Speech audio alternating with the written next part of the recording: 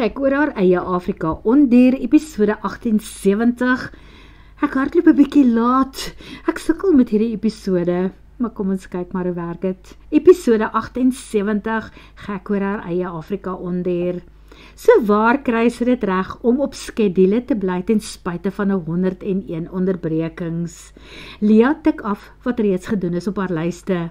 Nommer 1 is daar die kampterrein. Daar is nou 8 blaaie waarop mense kan kom kampeer. Met 'n kampwa, met 'n karavaan of selfs 'n tent. Die gemeenskaplike ablisieblok het reeds sy dakbalke op. Lia leen baie van die idees wat sandparke gebruik het in hulle kampplekke. Hoekom Peter aan 'n wenresep wat werk, behalwe dat sy sink in plaas van gras vir dakke gaan opsit. Die fondasie van die oop plan kombuis, waar daar 3 wasbakke, gasplate, mikrogolfoonde en selfs 'n vrieskas gaan kom, is ook al gegooi, met draadversterkings. Maar vir die gaste wat die naweek deurkom om haar pierings saam te neem na die galery daar in Pretoria se uitstalling, sal sy 'n woonstel beskikbaar maak.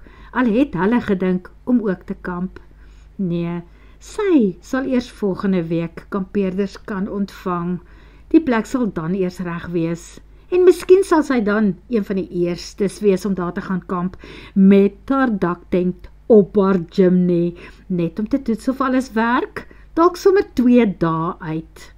Hulle vorder redelik goed en Steele dreig daarom nie meer elke dag om op 'n bus te klim en terug te gaan Kaapstad toe nie.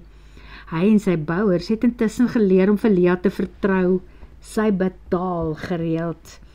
Maar sy hou nogal haar hart vas as sy weekliks sien hoe die geldjies uit haar bankrekening loop met al die projekte wat uitgevoer moet word. Dan moet sy en John nog uitkyk vir 'n wildbesigtigingsvoertuig ook, vir Jesu wat een van die dae hier by hulle aansluit. As haar kop in so warboel beland, dan skryf sy notas op haar witbord, haar boubord, wat nou in die gang van haar woonstel opgeplak is. Haar te-doen bord, want daar is kolomme, maar die kolom wat vandag die meeste aandag geniet het, is die batterie wat sy deur die Kellen moet kry, die glasierwerk, die pak van die oond. Teen 4 uur maak sy die deksel toe en skakel aan. Met 'n rekenaar wat hardloop en self teen die onmenslike hittegrade opklouter, hoef sy hierna nie te veel te doen, as om net so af en toe 'n oog oor dit alles te gaan gooi nie. Hoopelik klik die Kellen oor 10 ure, teen 2 uur môreoggend af, en dan moet sy haarself natuurlik dissiplineer om nie die deksel te gaan staan en oploer en in te valoer nie. Dit moet vir ten minste 10 ure weer afkoel, voordat sy kan oopmaak, want doen sy dit te gou, kraak die pierings en die glasier daarop. Tussendeur gee sy vir die kleintjies hulle bottels. Die welpies is nou so oulik. Sy sit hulle op die grond neer as sy iewers heen gaan, en dan roep sy na hulle, en dan kom hulle aangeskarnier. Vanaand gaan sy met Sergio praat wanneer hy inkom, en met haar pa en Manuel. Sy kan eerlikwaar nie sien hoekom hulle die kleintjies nie maar daar kan hou nie. Sergio ry met 'n swaar hart deur die hekke van Hurters Retreat. Hy trek onder die aftak in en klim uit. Wanneer hy omdraai om huis toe te stap, sien hy dat Lia die welkiepies by haar op die woonstel se stoep het. Gatto lê lang poot op haar tafel en hou toesig oor alles. Dit voel soos 'n prentjie wat amper normaal kon wees, maar dit hoort nie so nie. Hy weet die nuus wat hy nou aan Lia gaan oordra, gaan haar hart min of meer breek. Die nuus oor Navara en die feit dat hy reeds met Katja daaroor gepraat het, sonder om haar eers in die saak te ken. Maar vereers is Lia onbeskaamd en baldadig bly om hom te sien. Sy kom aangehardloop en agter haar strompel 2 vaalgeel bondeltjies agterna. Met Gatto, wat haar waardigheid net behou, want sy wil mos eers by haar mensspa uitkom. Lia is nie dom nie. Sy is ook nie onsensitief vir Sergio se emosies nie. Dit weet hy lankal. En nou lees hy waarskynlik iets op sy gesig wat haar ongeveer 3 meter van hom af laat vassteek, al is sy arms reeds oop om haar te ontvang. Wat Sergio? Vra sy ontsteld. Wat is aan die gang? Lia, kom ons gaan in my woonstel in. Dis tyd dat ons gesels. Ek kan dit nie langer uitstel nie. Ek het vandag met Katja gepraat. Hy sluit sy woonstel-deur oop en Gatto storm eerste in. Lia stap soos 'n lammetjie aan 'n leibandpad verby en die 2 leeuetjies tuimel kostelik agterna. Lia gaan sit op die punt van een van sy eetkamerstoele en Sergio stap na sy yskas toe. Hy haal 'n 2 liter bottel rooi koeldrank uit en skink vir hulle elkeen 'n glas. Lia praat eerste. Jy sê jy het met Katja gepraat oor die leeuprojek daarby op Navarra? Sergio, moenie vir my sê dat dit uiteindelik jou eerste keuse gaan word nie. Dit moet wees, Lia. Daar is spasie. Daar is 'n gedeelte waar leeu's net leeu's kan wees. Dit is 'n taamlike groot plaas waar geen mense kan kom nie. En Katja het 'n baie vreemde manier ontwikkel om leeu's weer terug te sit in die natuur. Toe sy vir my vanoggend daarvan vertel, het ek dit aanvanklik afgeskiet. Maar sy is daarom 'n wetenskaplike en haar hart is vol liefde. Hy dink 'n oomblik na voordat hy byvoeg, vir die groot katte, en dit is blykbaar hoekom sy dit so begin doen het. Lia sit net stil en luister, sien hy. Toe vra sy, wanneer wil jy gaan, Sergio? Wel, jy sal seker verstaan, so gou as moontlik. Ek het deur die dag met die Franse ook kontak gemaak hieroor. Hulle verstaan dit heeltemal. Hulle dink natuurlik ook dat Katja se manier van doen heeltemal onkonvensioneel is. Maar hulle voel dat ons elke welpie, waar daar tevore mens ingryp by die diere was, die beste kans moet gee om te kan terugkeer na die natuur as 'n doodnormale leeu. Ek verstaan, Sergio, en as jy dink dat die sleutel daar lê, maar net vir die interessantheid, hoe doen Katja dit? Wel, dit is 'n bietjie van 'n geheim. Sy het 'n mak leeuwyfie wat sy van kleins af groot gemaak het. Een waarby Katja geen toeriste toelaat nie en beslit ook nie kinders nie. Een waarmee sy nog nooit tevore te koop geloop het nie. Die dat sy dit ook nie vir ons almal gewys het nie. Hoe minder menskontak die leeuwyfie met mense het, hoe beter is dit vir haar en die projek. Die leeuwyfie wat Katja het, is nie meer so jonk nie, en sy het nog net een keer kleintjies van haar eie gehad. Maar hier is die wonderwerk. Elke keer as ander kleintjies in haar beskerming geplaas word, en as hulle klein en hulpeloos is, ontferm sy haar oor die kleintjies en dan loop haar melk eenvoudig weer, en sy versorg hulle. Lia knik verstom. Toe sê Sergio hoopvol, wel ek het regtig gehoop om jou met my saam te neem. Nee Sergio, ek kan nie hier weggaan nie. My onderneming, my kellen, die kampeerplekke, die battery wat ek nou aan die gang het, en buitendien ek kan nie vir John in die steek laat nie. Ag shit, okay, ek verstaan. So jy het toe jou baksel aan die gang gekry. Hoe lank gaan die kellen loop? 10 ure tot wie weet wat 'n tyd in die nag, 2 uur vermoed ek, en dan moet dit heeldag môre stadig afkoel. Ek sal dit eers Woensdag kan oopmaak, en daar bars Lia in trane uit, en Sergio gaan sit sy arms om haar, maar tot sy skok en verbasing trek sy styf, en stap uit sy omhelsing.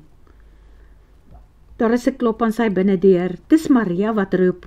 Sy sê, hulle eet teen 7 uur. Lia vee ergerlik oor haar oë, asof sy kwaad is, vir haarself, omdat sy gaan staan en emosies toon het. Maar Sergio het simpatie met haar, sy mag maar, hy voel self 'n bietjie uit sy vaarwaters geruk, veral toe sy sê, Miskien moet ons dan vroeër oorstap en net vir John ook vertel van jou planne.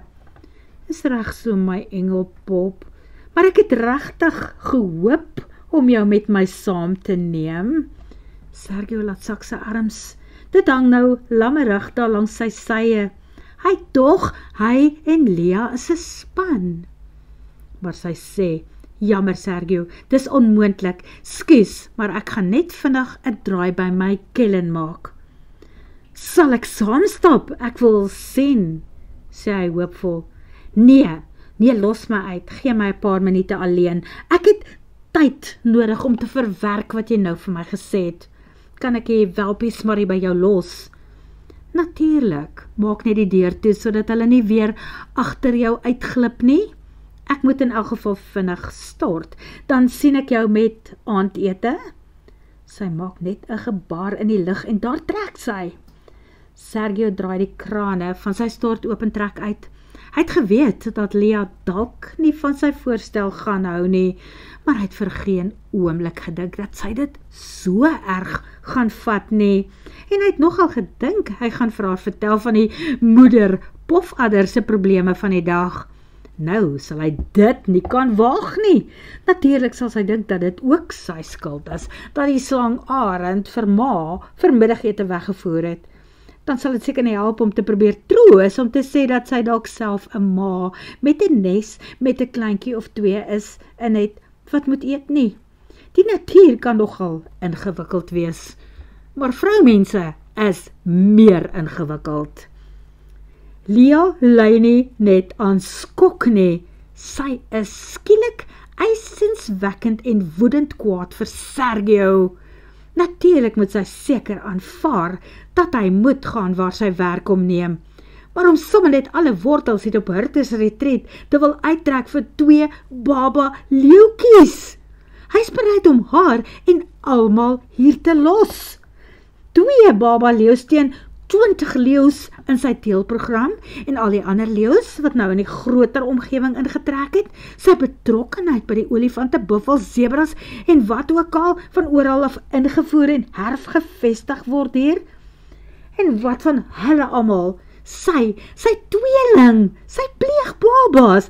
Heerlikheid, hoe kan iemand so hard wees om alles net te wil los? Twakman. Die feit dat hy Navara se leeuprogram bo die een hier gekies het, is net 'n verskoning om weer naby aan daai Katja van hom te wees. Ja nee, Lea sien die hele ding sommer so voor haar afspeel. Een van die dae los daardie vrou haar tweede man, en dan hoor almal van hulle dat sy en Sergio toe uiteindelik weer by mekaar uitgekom het. En vir 'n vrou wat met groot gemak al 4 babas in die wêreld gebring het, hou sy mos die hoogste troefkaart. Sy kan dit vir Sergio ook doen. Sy kan vir hom 'n baba gee. Lea dink 'n oomblik na en toe besluit sy, miskien moet sy dit vir die man gun. Of anders moet sy hom bewonder vir die feit dat hy in staat is om sy toekomsgeluk bo 'n tydelike verliefdheid van nou te stel. Lea gaan stort self vinnig. Sy probeer om die spore van trane af te spoel en later met grimering toe te plak. Maar toe huil sy alles weer af. En sy tog nog as sy en Sergio het iets meer as spesiaal. Iets permanent. Maar dit kom natuurlik daarvan, as jy die mooiste en beste man op aarde vir jouself toe-eien, en jy is dit dalk nie werd nie. Dalk moet sy sommer net haar slaapklere aantrek en wegbly van vanaand se ete af. Maar toe blykbaar nie, as dit van Sergio afhang nie. Hy gee 'n kloppie aan die deur en toe stap hy sonder enige seremonie in. Deins natuurlik eers weer weg, toe hy haar dik gehuilde gesig sien. En dan vat hy haar in die arm. Kom Lea, almal sit al aan die tafel, hulle wag net vir ons 2. Het hy so waar die vermetelheid om eers 'n draai by die Kellen, daar aan die een kant op haar toespasie se stoep te gaan maak, en te vra, is jy seker alles gaan reg wees terwyl ons in die groot huis is? Ja, Sergio, ek glo en vertrou so. Dit is daarom al die tweede keer wat die oond loop. Die vorige keer was daar nie probleme nie, en jy was nie daar om te help kyk nie. Sy ruk los van die hand wat op haar arm hou, en sy gesig vertrek in seer. Dit het seker nou vir hom soos 'n hou in sy wind gevoel. Vat so katvis, as jy kan uitdeel, moet jy kan ontvang ook. John wag hulle met 'n glas wyn elkeen in, gekoopte wyn, Drost Duyhof, laatoes uit Suid-Afrika. Wanneer hy Lia se gesig sien, los hy ook alles en storm op haar af. My liefste meisiekind, ek is so jammer om te hoor van Sergio se planne. Ag, maar op die ouend is dit nie so erg nie. Op die oomblik voel dit soos 'n berg, maar ons sal gou weer gewoond raak aan die situasie. Wat? Hulle gewoond raak aan 'n situasie sonder Sergio hier. Hemel, verstaan niemand hier hoe lief sy vir die man geword het nie.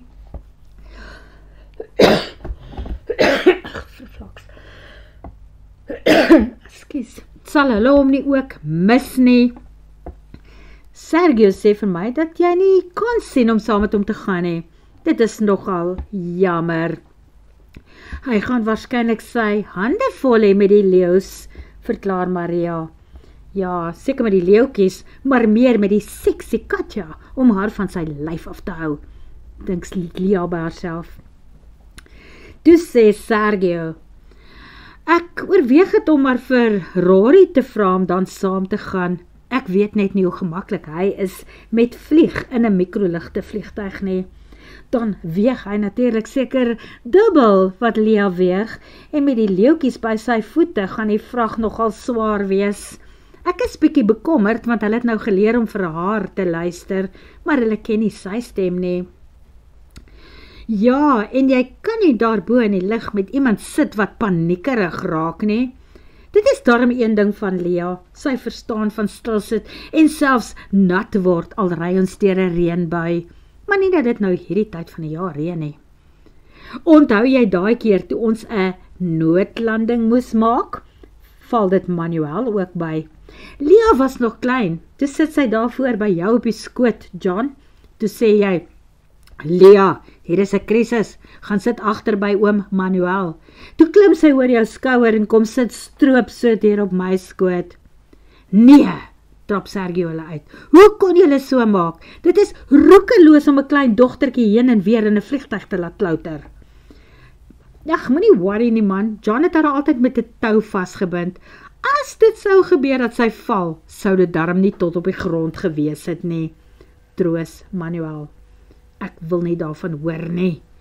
Maar natuurlik het hulle seker vir Sergio aan die dink gesit, want hy sê, ek sal die welpies so hok ook vasbind, net vir ingeval, Rory bietjie in 'n toestand raak. Maar kom ons glo eerder, dat daar nie noodgevalle gaan wees nie, en dat hy sal weet hoe om te gedra. Wel, hoe lank beplan jy om te gaan, Sergio?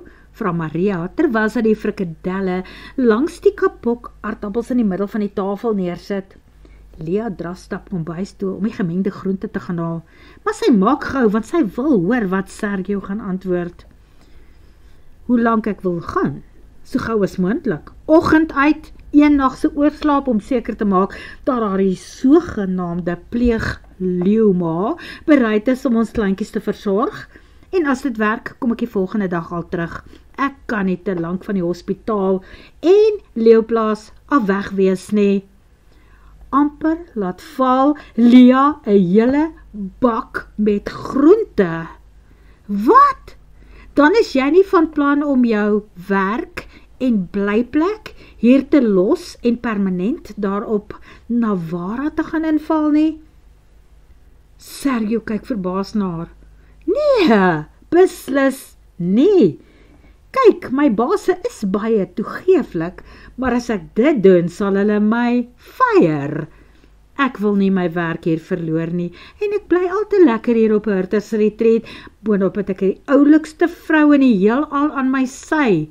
Ek wil mos sien hoe lyk haar pot gedoend is as dit uit die oond kom.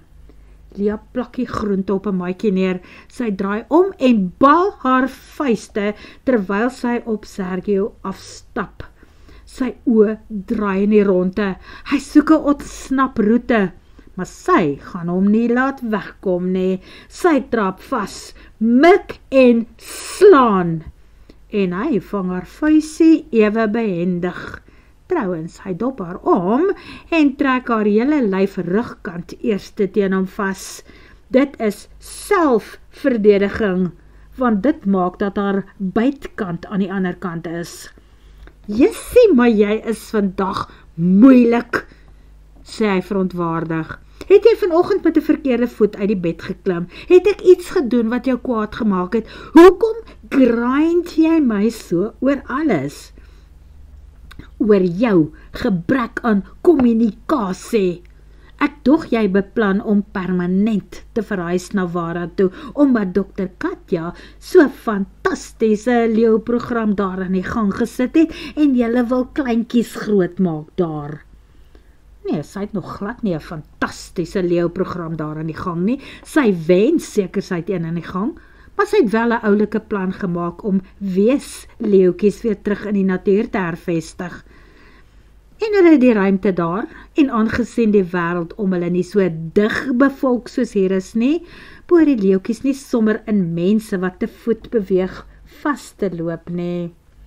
Lia voel hoe sy greep om haar effens ontstaan, maar sy weet hy wag vir enige verdere dreigende aksie van haar af, dan vat hy haar weer vas. Hy vra, kan ek maar los, of gaan jy my na dese probeer doodslaan? Doodslaan? Nooit. Net as hy haar hier agterlaat en die leeuwtjies alleen wegneem na Nawara toe. Daarom vra sy, hoe laat het jy gedink moet ons môreoggend hier uitvlieg, Sergio? Sergio hap groot borrels. Aanvanklik lyk dit asof sy bene onder hom gaan pad gee, maar dan helder sy gesig op, toe Lia hom kaplaks skrams op sy mond doen. Môreoggend, sodra ons vir die babas hulle bottels gegee het. Ek het gesê jy het gesê jou oond moet vir 'n dag of 2 staan. Maar wat van die bouery, en jy het gepraat van naweekgaste wat kom en baie goed wat jy moet doen. Is jy seker jy sal hier kan wegkom? Ja man, die bouery is onder beheer. Die manne weet wat hulle doen, en as hulle dringend iets nodig het, kan John help. Ek is seker hy sal. Liewe genade, kan ons asseblief nou eet? Vra Maria. Ek weet nie hoekom ek julle altyd moet smeek om aan te sit en te kom eet nie. En Lia, kom help my asseblief na die tyd dat ons vir julle 'n paar toebroodjies en rolletjies vir die pad maak. Nie te veel nie, keer Sergio. Met die microlight is ons voor middagete aan die ander kant. My genade, ja, dit gaan nogal vinnig, en ek het nog nie vir jou gevra of was jy 'n dag verder by die instituut nie. Is jou buitelanders toe darm nie te geskok oor die gebeure van die naweek nie, oor die zombieman? Vra Lia. Nee, hulle dink dit is 'n yslike grap. Die klomp van hulle maak mos van alles grappe, behalwe vanmiddag het een van my veeartse in trane uitgebars. En daar byt Sergio op sy lip. Nou, wat het vanmiddag gebeur? Vra Lia. Nee, los dit liewer. Eintlik het ek die man beloof om nie daaroor te praat nie. Noem dit veearts-pasiënt vertroulikheid. Sies tog, Sergio, maar ons sal mos nie uitpraat waar dit gaan oor pasiënte, of waar die pasiënte kan hoor dat hulle verneder word oor iets wat gebeur het nie. Wat aan hierdie tafel gesê word, bly aan hierdie tafel. Beloof Lia. Nou maar goed, Sergio suk diep. Die waarheid is, ons het vandag 'n pasiënt verloor. Ag nee, dit is verskriklik sad, sê Lia. Wat was dit, die pasiënt? Vra John. 'n Pofadder, 'n ma. Sy het 8 kleintjies gehad. Maar daar waar ons hulle gaan vrylaat het ons alles probeer om vir haar die beste kans op oorlewing te gee. Toe daal daar 'n slangarend op ons af en raap haar van die grond voor ons op. Dit was dit was vreeslik traumaties vir Rory, my veeartsie, die assistent wat ek wou saamneem. Dit was een van die eerste pasiënte wat hy hier in die bos verloor het. Die man was in trane. En wat doen die herders en die Das Silvas? Hulle skater dit uit. Hulle breek hulle oor die situasie. Almal behalwe Sergio lag. Hy lyk maar bedeesd. Dit was immers 'n pasiënt wat hy en sy kollega verloor het. Word vervolg.